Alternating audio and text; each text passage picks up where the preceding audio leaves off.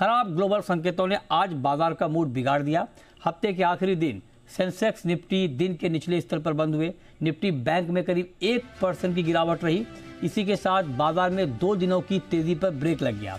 Metal, realty, financial services index में ज्यादा गिरावट रही।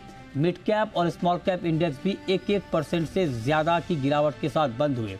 कारोबार के आखिर में सेंसेक्स 401 अंक गिरकर 85,232 और निफ्टी 124 अंक गिरकर 26,068 के स्तर पर बंद हुआ। बैंक निफ्टी 480 अंक गिरकर 58,868 के स्तर पर बंद हुआ। और आज ओपनिंग से लेकर क्लोजिंग तक बाजार में किस तरह का एक्शन रहा,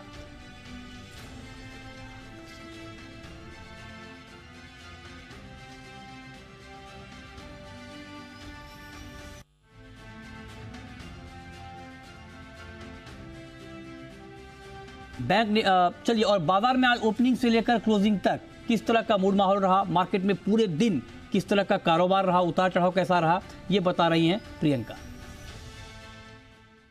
कल जहां बैंक निफ्टी तो खैर अपने ऑल टाइम हाई के बस कुछ पॉइंट्स दूर था, बैंक निफ्टी ने ऑल टाइम हाई छूना। आज लग रहा था कि शायद ये फॉलो थ्रू आएंगी, लेकिन वीक ग्लोबल क्यूज के चलते जहां हमने अमेरिकन मार्केट्स में बड़ी गिरावट देखी, येन कैरी ट्रेड का एक इम्पैक्ट करेंसी मार्केट्स में दिखाई दिया पॉसिबली, उसके कारण आज दिन भर इंडियन मार्केट्स भी प्रेशर में रहे।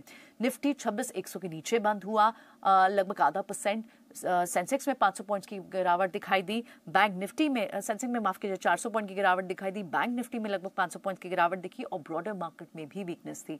1% से ज्यादा आपको मिड कैप और स्मॉल कैप इंडेक्स आज कमजोर होते हुए दिखाई दी। निफ्टी के बड़े लूजर्स कौन से थे?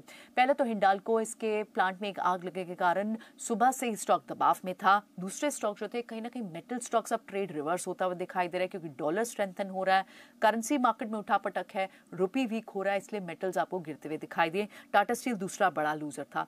सारे एनबीएफसीज जहां कल स्ट्रेंथ दिखा रहे थे, बजाज फाइनेंस जैसे काउंटर आज वीक थे, आईटी ट्रेड स्टॉक्स वीक हुए।